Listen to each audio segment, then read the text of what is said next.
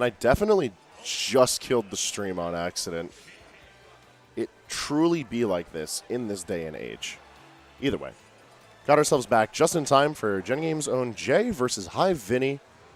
And I feel like this is going to be really fun. As discussed between me and Sage's Song earlier, it's to be expected that Vinnie's going to stick on his Sheik for this matchup.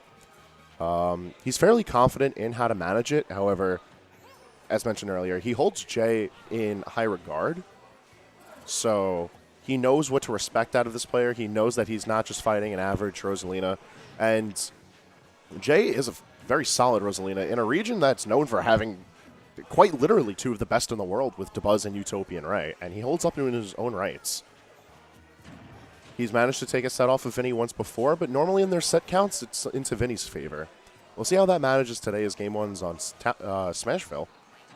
And it looks like Jay's taking things a little bit more reserved, just trying to sit at the ledge, measure out what Vinnie's going to do to return to the stage. He knows that Vinnie's going to be able to get back to the stage. And he knows he's losing plenty of Lumas in this matchup. It's all about how well reserved he can maintain throughout the set. Playing the long game against Vinnie is probably the best tactic that you can use, just because you have to try and outlive and outlast. Take advantage of the fact that Sheik herself is on the lighter end of things. Struggles sometimes to kill dependent on the percentage thresholds that are available, and is very specific movement-wise. Now, these are all factors of Sheik that Vinnie is in very good control of, but they're also ones that are just faults you can't erase from the character. No character in this game is perfect, as much as some people would like to believe. Nonetheless, bringing things back to the action at hand, and Jay has managed to stave off losing this stock and keeping the percentages incredibly close to Vinnie's Sheik. Vinnie doing a good job of trying to mix up how he gets back to stage, trying to take higher approaches, and just being well aware of where the Smashville platform is, but Jay staying equally observant. And I think that just goes to show the measure of skills between these two players about how many little factors you have to keep into attention when fighting not just Rosalina and Sheik, but these characters at this caliber. Another Luma bites the dust as Jay tries to return himself to the stage, and a really nice shooting star to get to the very opposite end. Buys himself a little bit of time, and he's actually too far to even get hit by Bouncing Fish. One more Luma goes down as Jay seeks out trying to end out the stock on his own. These percentages sitting really high, and now we're getting to the point where these stocks have lasted for the entire first half of the match, but that's going to be that for Vinnie's first stock, and he's going to respond just in time.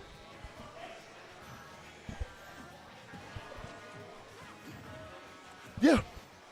You're more than welcome to join me if you want to hop on the desk.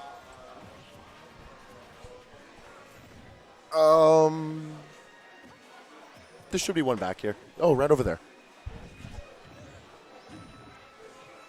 Anyways, how to help one of the team members. We look back to the match. It seems like very much the same beat as the first stocks of this game one, where Jay trying to funnel Vinnie to the ledge, limit his options so that he could build up damage, but Vinnie's got a bit of momentum under his wings now. He's able to tack on the damage more impressively. He's able to remove Luma without having to deal it as often. And the fact that Luma has been such a non-factor, Luma being absent from this match almost entirely, has been able to help. As I say it, and Luma just decides to come popping in for one of the first janky up airs that we've seen of the night, and that's going to be game one going to Jay. Amazing how it all comes crumbling down so fast sometimes, but nonetheless, nice clutch game one from Jay. We'll see how game two peels out. And it is worth noting that this is going to be the first best of 5 of the evening. Winners, losers, and grands all played to the best of 5, so no picks, no bans on stages, rather. Loser picks, and we see how things peel out.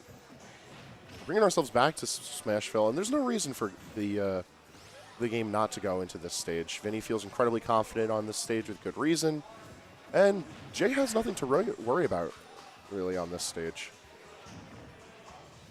Miss Tech's going to put Jay in a very precarious situation, but he is going to be coming back with a very well-angled shooting star.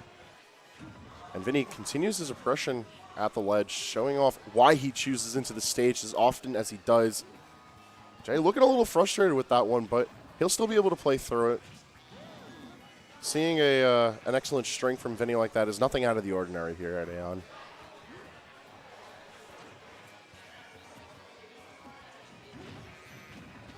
Grabbing the bouncing fish, just get this simple damage that he can to keep things even. He's not going to get the cheeky up smash.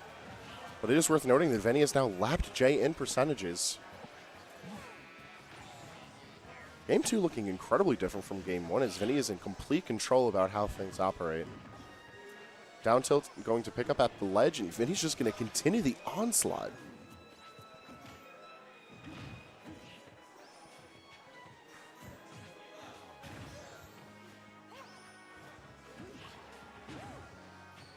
You know, the funny thing about this is that Jay manages to nail this stock early enough, then he could... yeah, never mind. Game 2's going to Vinnie. As a commentator, you know, it's my job to try and sell both of these players no matter what the situation. But sometimes it really do just look like it's 10-0 in a player's favor. Not matchup-wise, just based on the player. No, I don't. Got him. He got us, indeed. Game 3 is going to find us going to Town and City. Now, a bit more of a dynamic stage. And fairly solid stage for Jay, I would feel. The smaller blast zones, the presence of platforms, all something that Rosalina loves. But at the same time, Rosalina is able to take decent advantage of the stage's general layout, even without platforms. Vinnie also finding himself a fan of this stage as well, usually picking into Town and City against many other players. But right out the gate, we could see why Jay would pick into it, as he takes a pretty solid percentage lead.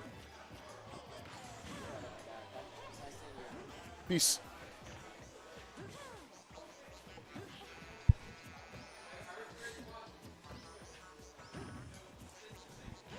Down tilt from the ledge from Vinnie is going to allow him to start things up at the ledge.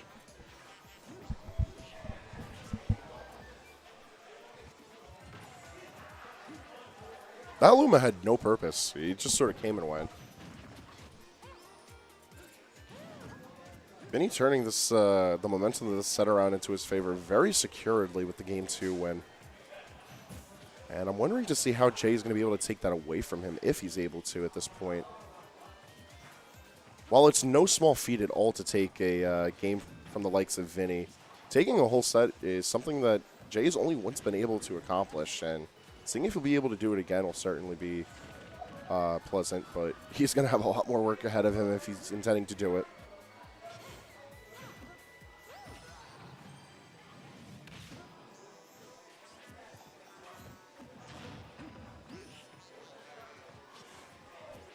Vinnie does such a good job of removing Luma out of the picture, in so many few moves as well.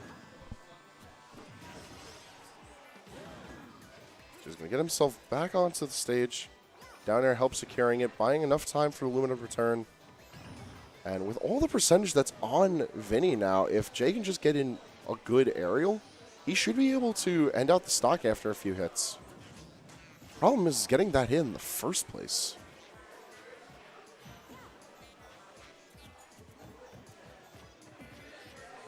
Jab one into the grab. It's not going to be enough to kill, but it is going to be plenty of time for Jay to establish the stage control, set up how he wants to try and shark around with Luma.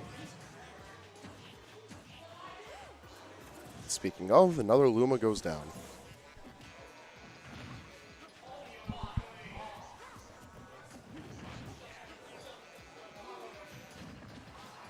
Bouncing Fish is going to end that out, and Game 2 is going to go into favor of Vinnie. Things looking a little bleak for Jay now. He's not out of it just yet, but it's a bit of a rough case.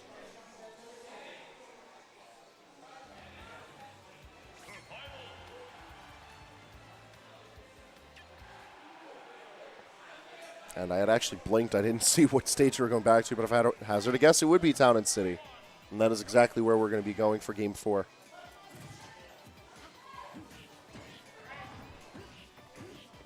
Peace out. Everybody's leaving. It's late enough in the evening. Everyone's going home unless they're still in bracket. A good turnout today with 50 players. I mentioned this earlier in the evening, but it's nice to see how willing players are to learn and continue to train in time for Ultimate. And still just appreciating Smash 4 while it is. Proud of saying that the Long Island scene has been alive and well, but can't say the same for that stock of Rosa in this Game 4. Vinnie is schmoving right now.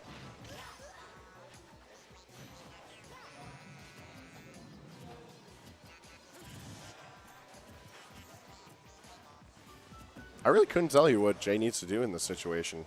I mean, Alvear Chain's definitely going to help the matter, but preventing Vinnie from getting in is the hardest part of fighting Vinnie at all, and that's what Vinnie's managing to do so consistently, is just stay on top of Jay and not give him any room to breathe.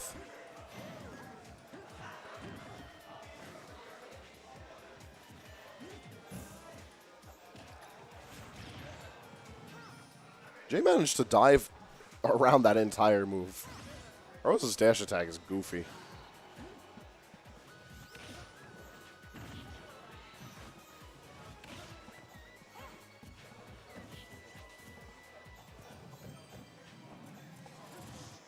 And now Jay being much more reserved with how he places Luma. He knows that at this point in the game, he cannot afford to lose Luma.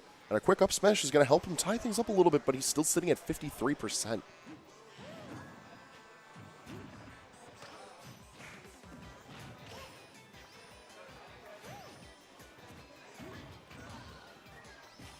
Gets the air dodge read, but the sour spot of up air is not going to be doing Jay any favors. It is going to maintain the control that Jay has at hand. Jay's managed to tighten up his play very well in these last few minutes of the set. But a bit of misdirection on the stage is going to allow Luma to die out. Jay has to play the next few seconds very carefully. And trying to come down with late nair. It's not going to be able to provide him much cover as he sits at 92%. And a wayward forward smash from Vinnie is going to allow him to not only secure stage control handedly, but also eliminate the Luma that just spawned.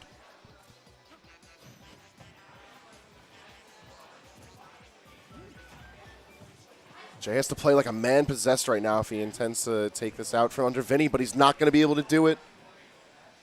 And Vinnie is going to be sitting in winner's side of Grand's finals tonight as the score for winner's finals ends at a 3-1.